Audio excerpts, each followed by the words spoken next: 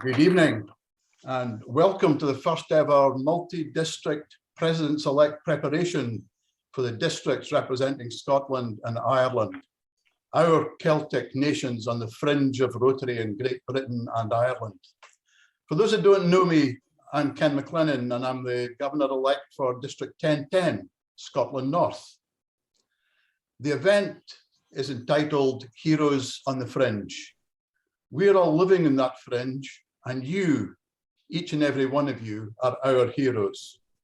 You just might not know it yet.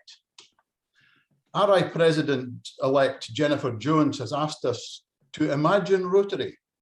Well, we've done just that, and we're imagining you, our Presidents-elect, as our Rotary heroes. Each of us, Governors-elect for the 4 districts involved, are putting our own heroes into this box of chocolates,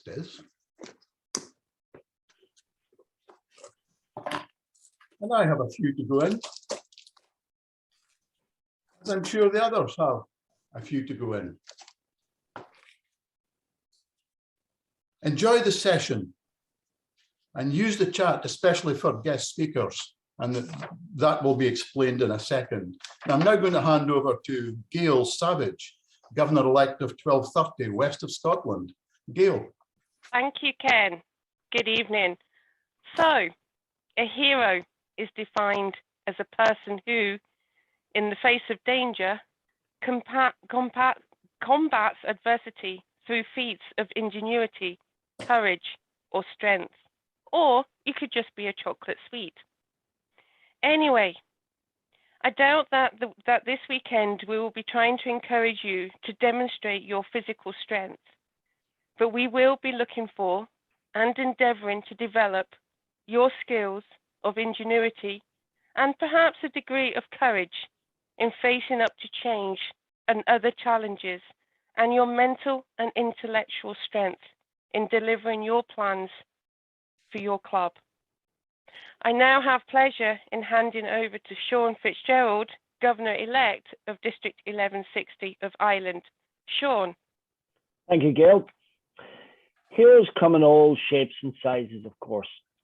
They represent all colours of the rainbow from everywhere on our planet. Our nations are welcoming and diverse, so is Rotary. This weekend, you will be challenged. You will be challenged to open your eyes to see, open your ears to listen, open your mouths to participate. As RI President-elect Jennifer Jones says, you will imagine Rotary for now and for the future.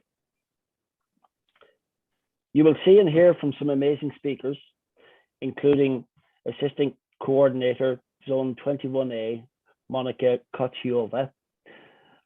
Apologize if I haven't pronounced that correctly, Monica, but we do our best.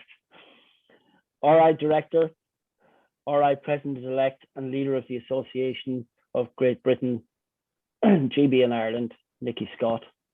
And of course, RI President-elect Jennifer Jones. With that, I have the pleasure of handing you over to Duncan Collinson, DGE of District 1020, South Scotland. Duncan?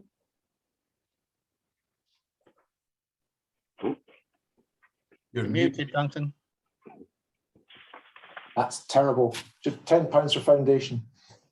Thank you, Sean. You'll attend your chosen training sessions and also the district sessions covering the crucial areas of foundation, of membership, and public image. You'll share your experiences with presidents-elect from nearly 300 clubs across these districts, and like the 300, at the end of the weekend, you'll feel able to look forward to handling any challenge that your year as club president may present, because you will have the other president standing shoulder to shoulder with you, and your district teams available to call upon in any time of need. And of course, there's always the chocolates. Enjoy your time in multi-district PEPS. Let the action begin, as I now hand over to Dennis Spiller, our moderator for the weekend.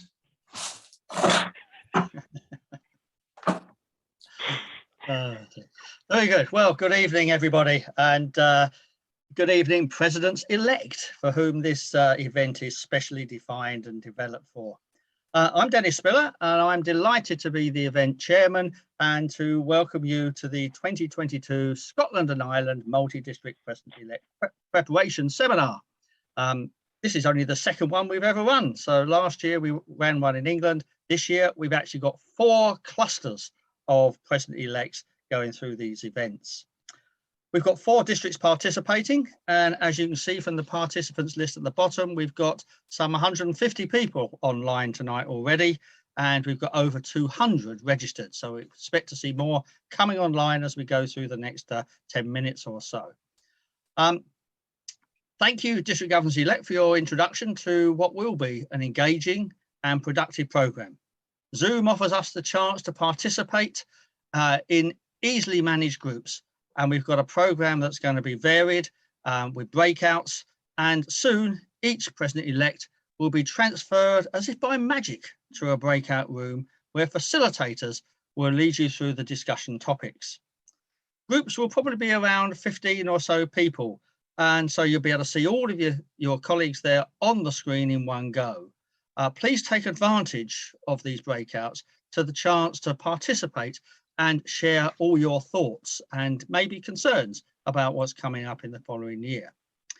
Can I ask you all, please, to ensure your own video image on the Zoom screen here reflects your name and club name. And you can edit this quite easily by clicking on the 3 dots. If you move the cursor to the top right of your image there, click on the 3 dots, and the bottommost option there is one that may enable you to edit your name. Now, there may also be visiting observers in the room. They are there to listen and learn for future events, but I would ask them to remain as observers unless invited to offer input by the facilitators. The facilitators will explain the hands up features for you to gain attention during the discussions. Breakout rooms will be allocated randomly, so expect to see new faces each time you enter one of those rooms. We also have a number of very special speakers joining us, and the opportunity to ask questions may be available. One of the team is titled Questions, and I would ask you please to send your questions during those presentations by our guest speakers via a personal chat to Questions, aka Chris Davies, and she will gather and ask the questions to the speaker on your behalf. We'll only have so much time for questions, and so she will try and join those similar questions together, perhaps, for the speaker to address in one go. So there we go. Tonight, then, we continue with our first guest speaker presentation, and I'm delighted to introduce our own Rotary International Director and recently appointed the Rotary International Vice President-elect, Nicki Scott. Nicki, are you intending to offer any Q&A time at the end of your talk? I would love to. So just as a guide, Dennis, how long, when are we? Well, you've got to be finished, Nicki, by 1945. That's not the year, that's 7:45 in old language. Good, I'm glad I'm not going backwards tonight. It's all about going forwards. Okay. Absolutely. Over to you, Nicki. All right, thank you so much. Thanks, everyone. And good evening, heroes on the fringe. How lovely to be with you all tonight. And thank you so much to DGs Ken, Gail, Sean and Duncan for bringing us all together. I wish I had some chocolates, by the way. That'd make me hungry now. I would like to start by saying congratulations to all of you for choosing to serve in this leadership role of club president. It is without doubt the most important role in Rotary, and I mean that sincerely. So thank you all. President-elect Jennifer, as we've already heard, she's given us such a wonderful theme for this year in Imagine Rotary. And as she said in her International Assembly speech, you don't imagine yesterday, you imagine tomorrow. And the future of Rotary just happens to be my favorite subject. So I think that's what we'll talk about tonight, if that's all right with you. And in order to continue to build on the shoulders of those who've come before us towards a vibrant future, it's all about putting our plan into action. And so I thought we'd take a look tonight at 3 things: the why, the what, and the how. Is that all right with you? Some thumbs up. Anybody listen? Let's look at some live here going. Oh, there we go. I've got some people moving on the screen. Love that. Okay, so let's start with the why. And let's start at the very beginning, shall we? On February 23rd, for those of you who don't know, we celebrated our 117th birthday, and we have a wonderful heritage that we can proudly embrace.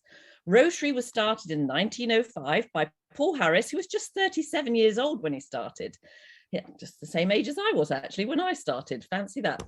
He was a traveler, and he was looking to settle in Chicago and do business with people he could trust as having the same high integrity values as himself. Hence the original classification system, so he could build a network of like-minded businessmen, and they rotated the meetings between themselves at their different places of business, which is why we're called Rotary.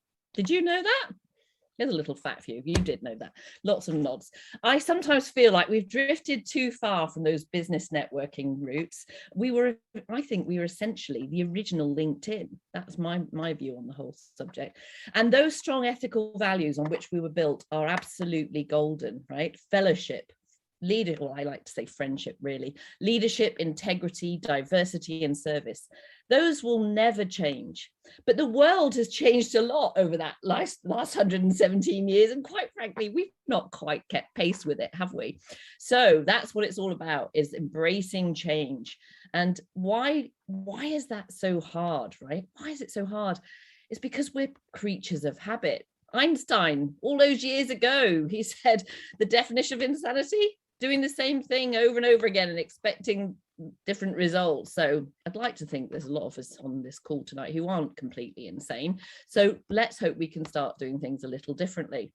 I'm just going to challenge you a little bit because I want to make this a moving experience. Can you just fold your arms?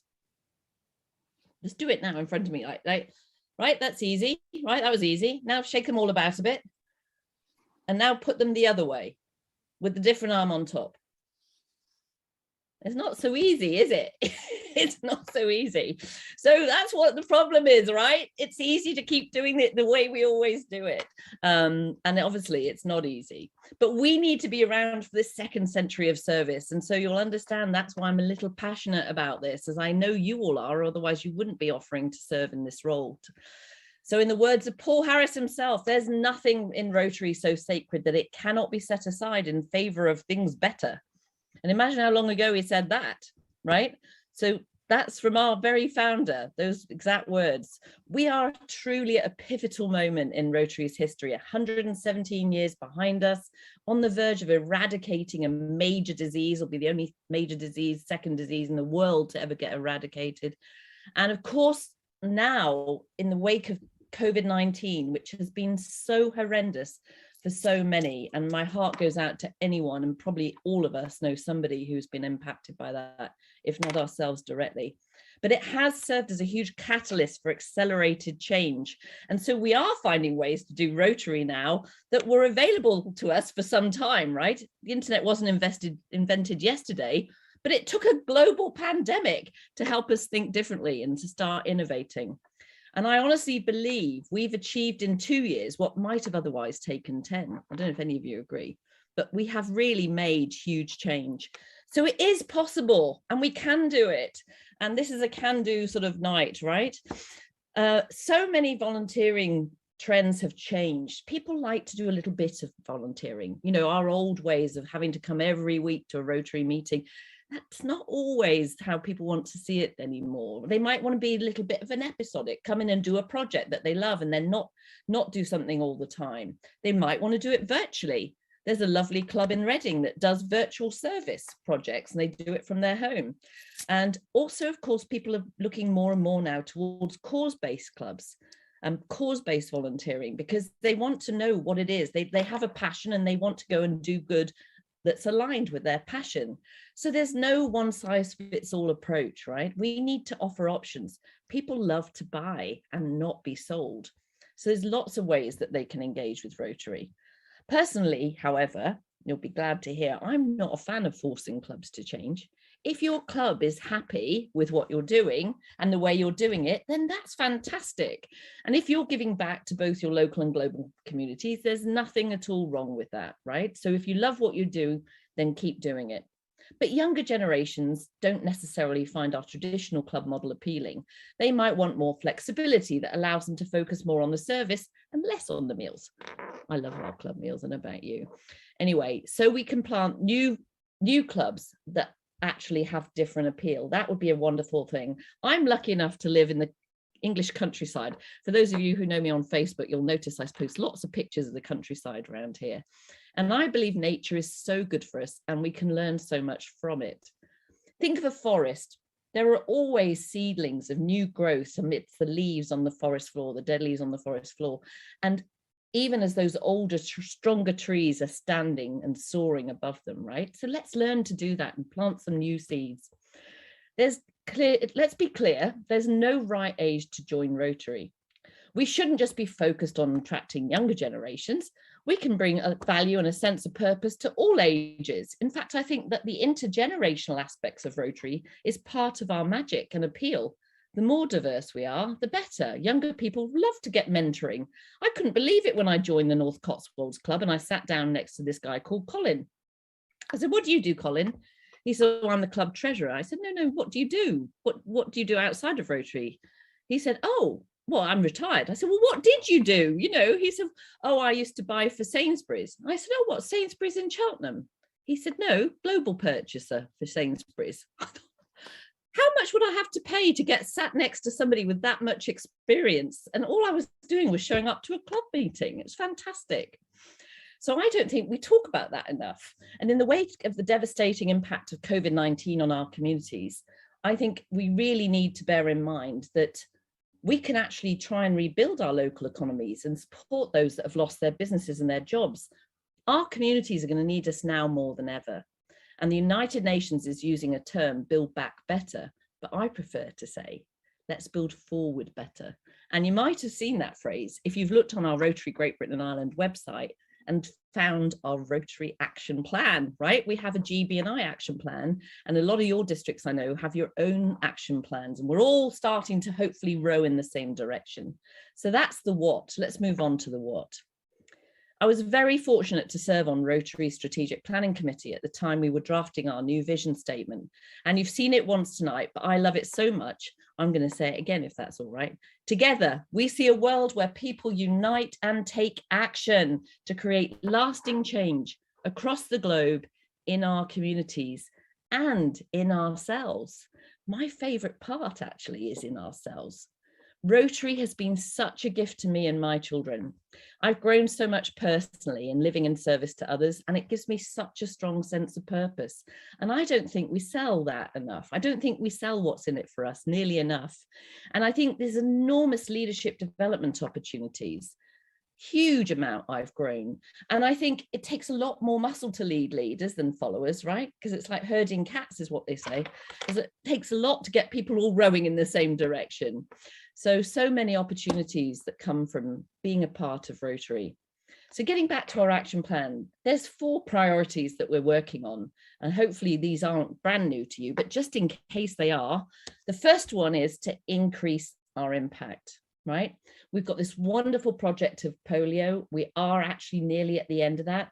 And the way we've leveraged that infrastructure across the globe to help fight the COVID-19 pandemic has been amazing. So we can leverage this legacy and we can actually shout about that to the rooftops about how much we're doing to achieve that amazing, amazing thing to eradicate polio. And I think it's helpful to get more focused on what we do. I never forget when I was a club president and the district governor came to our club and he said to us, "Would your community notice if you weren't there?" God, what a question, right? I thought, wow, would they notice? I mean, we know we do great things, but does the community know we do great things? Have we actually become a little generalist? We are a service organisation. I think sometimes when we're raising funds and we're giving it to other charities, then we can get a bit confusing for the public because they don't really identify us with any one thing, right? We're supporting a lot of our local community, and that's not a bad thing, but it just gets confusing. So what is our own identity? What is our cause? And actually, I think when you're thinking about growing new clubs, having a cause-based club really helps attract people because they now know where their money's going. And I think that the more we can do that, the less there's fragmented effort, right? The more we can actually globally work together, more collaboration. And the fact that you're having a multi-district PEPS tonight is fantastic. So thank you to your governor leaders for having this opportunity to bring you all together, because we are better together. And the more we row in the same direction, the more we get noticed, which in turn helps to expand our reach. That's priority number 2 for those of you taking notes. So expanding our reach just means let's bring some more people into Rotary. It's the best kept secret out there. So why on earth wouldn't we give this gift of Rotary to others? So growing Rotary, planting new clubs, harnessing. How many of you had WhatsApp groups going crazy in your communities during the pandemic? I bet all of those people haven't hardly heard of Rotary. We can give them somewhere to come home to, right? Because we know this is a fantastic organization. So let's go out there and explain that to others and bring them in to join us. The more that we can be open and be appealing, as opposed to just being sat in behind closed doors. Thank goodness, again, because of the pandemic and meeting online, we're finally getting outside of our clubs. And we're realizing that we've joined this incredible world of Rotary exactly the same time for no extra money, right? So that's all out there and that's all available to you. And it's available to anyone else who wants to join us. That's what I mean about networking. Younger generations, they tap in immediately to this global network of leaders and mentors all over the world, many of whom have their same job. And they can actually connect with other people who have their same job in different countries and learn from them. All of that is available to us for free. So I think that's a fantastic opportunity. Priority number 3, enhance participant engagement. Well, that's a fancy words, isn't it? That just means make sure everyone's having fun, really. Have you heard of the 4-way test? Is it the truth? Is it fair to all concerned? Will it build goodwill and better friendships? Will it be beneficial to all concerned? We used to say that a lot. I don't know if everyone knows, but I lived in Chicago for 25 years. And that's where I joined Rotary. And we used to say that a lot, but you don't hear it so much over here. Well, I love to add a 5th one. Will it be fun? You might have read about that in the Rotary magazine, for those of you who opened the covers of that one. So I do think volunteering is fun, and it really is a way of meeting fantastic people. That's why we build such great friendships in our clubs, isn't it? So I think that's another message we need to get across. And Jennifer Jones is going to stress a lot next year about how we really do need to take care of our existing members, as well as bring new people into the fold. Sometimes we find that people do leave Rotary, and sadly, a lot of people who come into Rotary leave within 2 years. And that's probably because it's been a little cliquey, or they didn't have their passions shared, and nobody asked them any questions. We're all familiar in the working world of the concept of exit interviews. But what about entrance interviews? What about sitting someone down for a coffee, or meeting them online when they first join and say, what are you passionate about? Why did you join Rotary? Let's make sure we can harness their passions and make sure that they stay, right? Get them engaged. And 4th and final priority, increase our ability to adapt.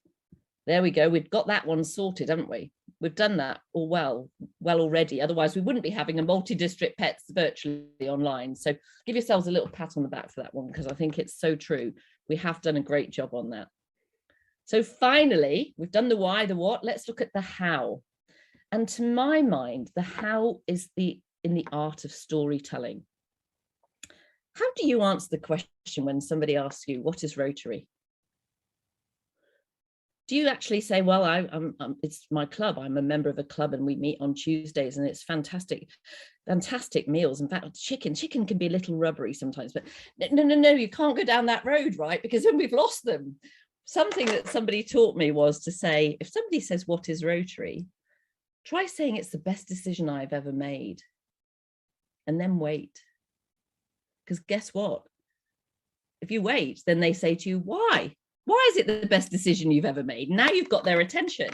And so that is the key, isn't it? It's the why. And that's exactly what we need to be focusing on when it comes to promoting ourselves. A great American business guru, put it that way, called Simon Sinek, Sinek. He's got a fantastic TED talk out there, and you can find him on YouTube. And he's written this book, and he has this subject on start with why. people don't buy what you do, they buy why you do it. That's what they buy, right? It's that emotional connection. So that's what we've got to focus on, is this emotional connection of storytelling. And that's what the impact of Rotary and what it's having. Our brand is so much more than a logo. It's a promise. And President-elect Shaker this year, he said, every one of us is a brand ambassador. So I always wear my Rotary pin with pride. And you wouldn't believe how many conversations I get into in the lines at grocery supermarkets or in the airport. Somebody says to me, oh, what's that? Or they'll come up to you because they recognize the pin. And I think it evokes such a sense of pride. It's called a mark of excellence for a reason. So what does it mean, though, to those who aren't yet Rotarians? They might be Rotarians, they just don't know it yet because we haven't asked them to join us, right? So it's all about that why. And that's where our personal why comes in. So why do you do Rotary? Ever stop and think about why do you do Rotary? Be ready to share that story, because that's your answer, isn't it? What is Rotary? Tell them why. What's the impact been on your life? How has it impacted you? And can I see a show of hands? Does anyone else think that Rotary's been a gift in their life in any way? Oh, there's a few. Oh yeah, there's a few more over here. Oh, lots of you. I'm going all the way through the pains now. It pains, not pains as in AINS, as in PANES, just to be clear. Anyway, I'd like to share at the end of this talk a little bit of my own personal why, if I may, because it really has been a gift that just keeps giving for me and my family. I joined when I was just 37, and I was living outside of Chicago at the time, where Rotary happened to start, as I've told you already, in 1905. Some of you may have heard of the wonderful opportunity I had to take my children, Sam and Chloe, on a needs assessment to Zambia in Africa in 2007, when they were just 13 and 11. And they essentially grew up immersed in Rotary, and it's had a huge impact on their lives too. But tonight I actually want to share a slightly different story, and it's the end of the impact on the fact that it had, let me say that again differently, getting a bit tongue-tied. I want to talk to you about a letter that my daughter ended up writing to my own club, because 10 years after that trip, Chloe had actually come home from university and was home for the summer, and she came to my club meeting, and we saw a president getting installed, our club president getting installed, just like you've been. And she went up unknown to me and asked if she could be a speaker at the club. I didn't know that.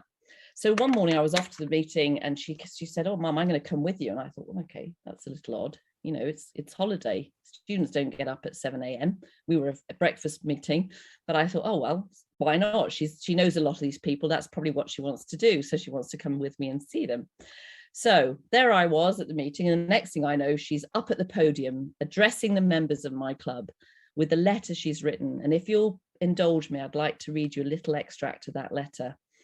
And it was a huge surprise to me. And as I'm reading it, I want you to imagine she's saying this to you. I was never a project in your eyes. I was never a goal or a beneficiary of a fundraiser. Yet I, along with many, may be one of your most underestimated accomplishments. While you were focused on improving an individual in need's home through the Clean Sweep project, I was learning dedication.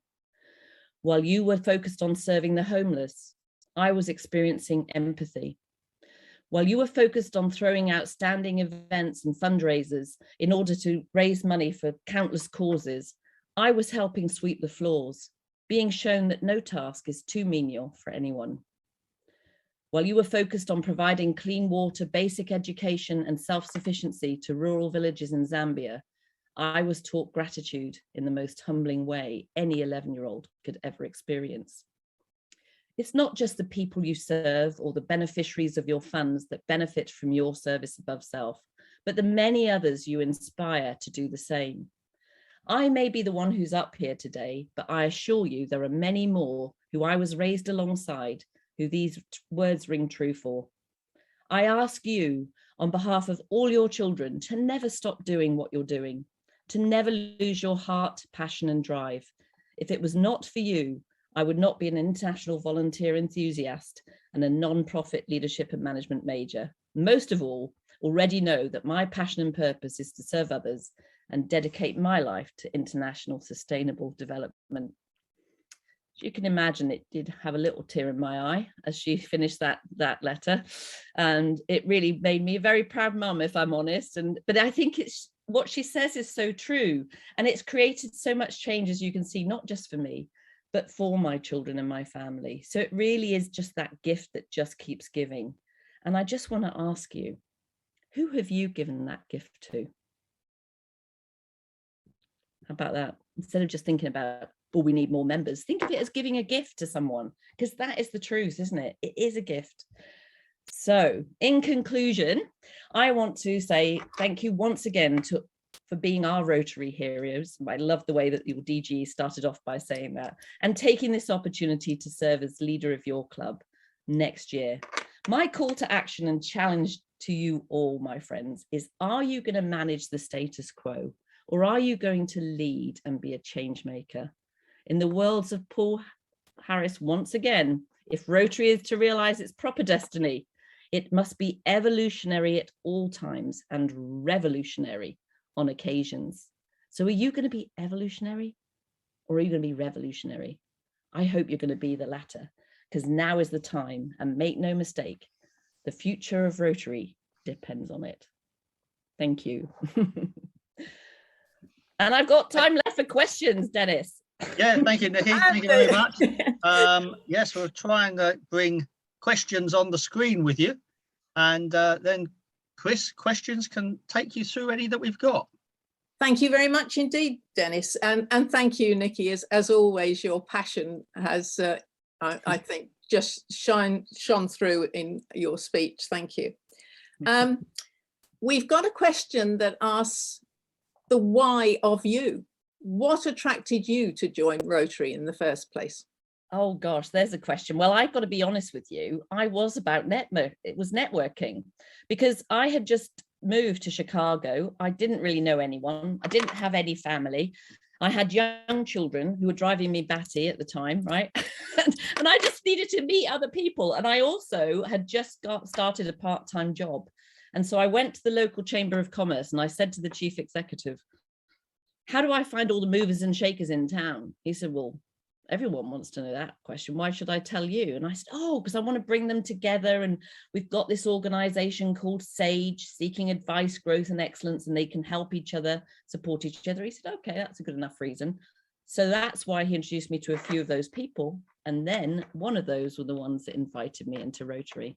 And I joined for networking, but I very soon got that taste for service. We had a great project serving the homeless and making pancakes and bacon. That's what the Americans eat, pancakes and bacon at the same time. And literally cooking bacon at 4 a.m. or 5 a.m. in the morning and some unearthly hour, you know, you get to know each other pretty well. So I very quickly made friends. And I can tell you in a short space of time, any one of the people in my club, and there were 125 at the time, would have come out and helped me if I'd broken down on the freeway in the middle of the night. So very quickly, I made a lot of friends. That's why I stayed. Thank you, Nicki. I've got one or two more questions in the chat, but I also see, Jim, that you've got your hand up, so I will come to you in a minute. You said when you joined Rotary, you had a mentor. Can you tell us a little bit more about how that benefited you? When I joined Rotary, yeah, so that was one of my clients actually mentored me into my own club, and I do think that there's so much we can do to have mentors, you know, because you learn so much from them. And I think that's something that the younger generations are really underestimating, is how much expertise and phenomenal experience people in our clubs have. And to be honest, Jennifer Jones was my director when I was when I was a district governor, and she's been a phenomenal mentor. And I think having a mentor, having somebody who really helps you learn from their mistakes instead of you having to make them yourself, although it's never a bad thing to learn from bad mistakes, because you don't forget them ever again, do you? But having somebody who's there to support you, especially, you know, when you've traveled around I traveled halfway around the world, but that's what I mean about how we can offer so much more to younger generations. If people join a company and they get transferred, as they often do, they can have an immediate community when they land wherever they're being sent to, and find mentors, find people who will support them in their business profession as well as their Rotary life. And I think that's something that we often forget. Yes, we are about service above self, and that should always be our motto. But there is so much more you learn. You know, all of the leadership experience I've gained, I've used in my work life as much as I have in my Rotary life. So very, very valuable, the experience of mentorship. And actually, I think reverse mentorship is a great concept too, because younger people can actually help older ones of us with grey hair. Not picking on anyone, by the way, because I've got grey hair too. But, you know, I think they can help us as well by just thinking differently and showing us. I don't know about your children, but my goodness, my son especially, he teaches me so much about my phone. I've got absolutely no clue that it had anything like that capability. Yeah, the next question I think leads into that very nicely. What would be the first thing you would do as a new president? And that comes from a new president who's going to be one shortly. Oh gosh, a new president as a club president. What was the first thing I did? I tell you what I did do as a club president. We had quite a big club, and I knew that there were some that typically took the lead, right? Who often did the work. And there were some that didn't seem so obvious to other people. But I said to myself, I bought a packet of thank you notes. I bought as many thank you notes as there were Rotarians in my club. And I thought, I'm going to find a way to say thank you to every single person this year as club president. And what I found was that every single Rotarian was contributing in some way, but they just kept quiet about it. And I'm a bit guilty of getting drawn to people who are a little bit more, you know, louder, I suppose. And so I'd overlooked some of the quiet heroes. And I think this concept of heroes is so great. You know, why not borrow this concept of heroes for your own club members and look for the ways you can find the quiet leaders and say thank you. And I did actually take every single new member out for coffee and do exactly what I said and say, you know, what's your passion? Why did you join? How can we help you get connected? The other thing we did in my club I thought was really helpful, especially when I joined, was we had a sort of checklist of, we would identify new members with a red badge as opposed to a blue badge. And they had a little checklist of things they had to go and do to learn about the club, join some of the committee meetings and go around and meet people and get signatures and go to a council meeting or a board meeting. And that actually was great because, you know, so often it's easy to forget how much we know and how little those joining us know. So making sure we take time. Thank you very much. Yeah.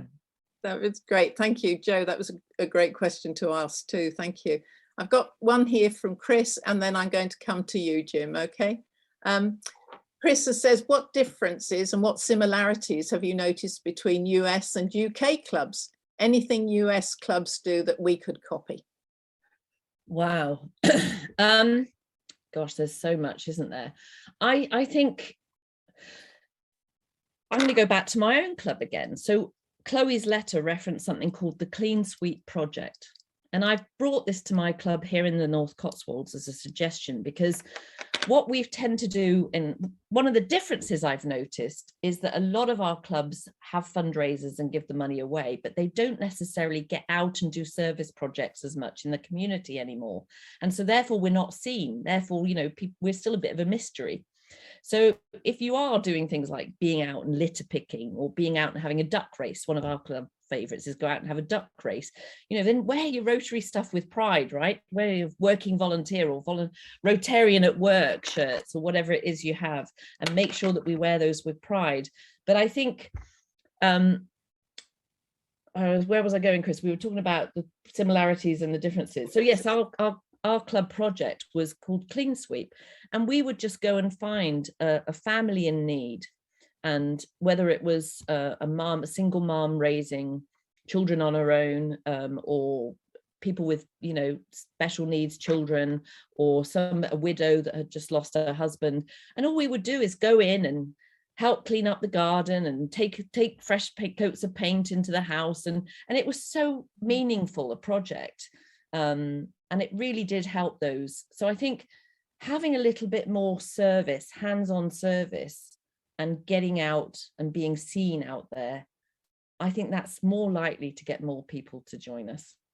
Thank you, Nicki. Jim, would you like to unmute and ask your question, please? Hello, Nicki. Hi. Jim Houston from Rotary Club of Leven on the coast of Fife in District 1010. I used to go to, my wife and I went to Ceilidh dancing classes many, many years ago, and we enjoyed it for years. And one of the things that I remember the instructor said, you never make a mistake in Ceilidh dancing, it's just a variation. And one of the things I find, when I first joined my club, it was a lot of older Rotarians who it seems that certain processes and procedures had to be completed. And you mentioned at the very beginning a phrase from Paul Harris. And to me, that was very appropriate. I didn't get a chance to write it down, unfortunately. It was past me before. And because it gets across the idea to Rotarians today that this was happening 100 years ago. And this is not new, what we're experiencing in our clubs and that sort of thing. And the pandemic, I think, that you mentioned, has made us think a lot. And I think partnerships with organisations that lots of us put together to serve our, whether it's meals or whatever we did with our local community. Is there do you know if there's a website or something that has these pithy phrases, if you like to call them that, from Paul Harris that could be used to just let Rotarians today know, that these problems are not new? Yes, well, that's a really good question. There is actually, when I was governor, I was governor of the Chicago district. That's where I joined Rotary, and there is a Paul Harris home in that district, and they are restoring that. And if you go to the Paul Harris home website, I think there are a lot of his quotes, and there's some lovely photos of him. And he had a peace garden, and every time he traveled abroad, he would plant a tree to acknowledge in his peace garden those travels abroad. Of course, we can't do that now, because if you bought those in, you get lynched by the police for bringing in live product. But anyway, it was a lovely idea, and I think a lot of his quotes are on there. But even if you just Google Paul Harris quotes, you'd be amazed. You'd be amazed how many would come up. Yeah. I love your violins, Jim, by the way. I don't think any of them work, but just as a talking point. Jim, I'm going to cut you off there. And can I just say to everybody, if you want to ask a question, please, can you put it in the chat and not put your hand up? Because that just makes it easier for me and for Nicki to actually get around to everybody. I did put the quote in the chat box. Yeah. Yes, thanks, Nicki. So we've talked about a lot of things, but there's one of the questions is, you've talked about the legacy of Rotary, but what legacy do you want to leave as having been our district governor? Oh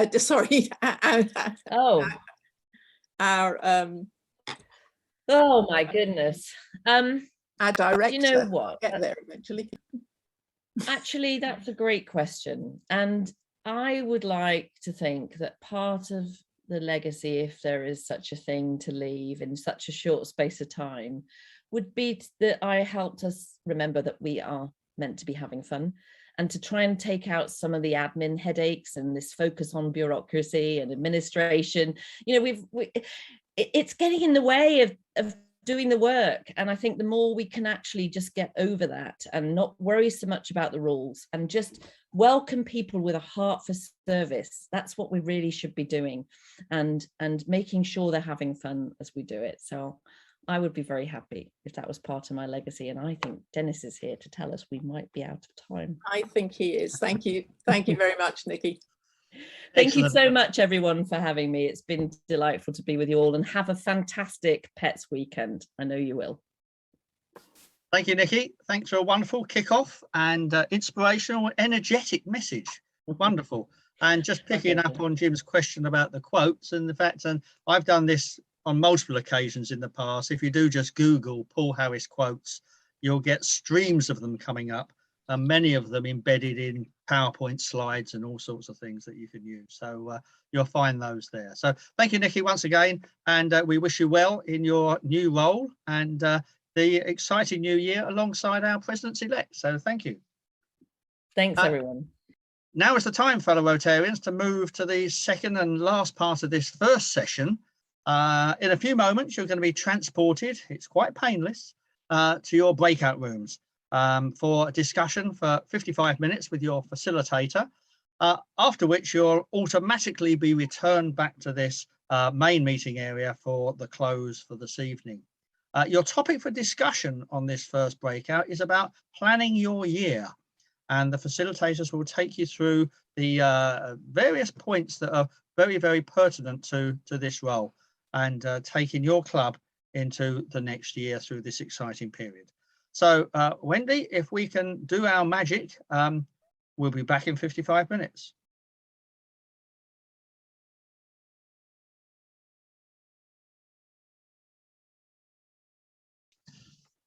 Okay, folks, well, welcome back. It looks like 144 back, so we've probably just lost a few there who have made an early exit, perhaps.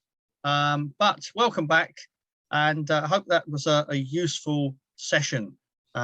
Planning your year is obviously a really important topic, and you may have done it before as a PE president before, but right now, of course, we're going through some different times as we head back to face from the electronic times. And you may be thinking about doing something quite differently. Well, I hope you are. So thank you for your attendance and your participation in the first session. Tomorrow morning, we have the session 2, and remember in the afternoon as well. So it's the same Zoom link, exactly the same link to get back in tomorrow. But we'd ask you to, if you can, come in at about 9:45. Because then you'll be there to see the little video links that we've got at the beginning, promoting a whole raft of things, including Expo and other Rotary activities.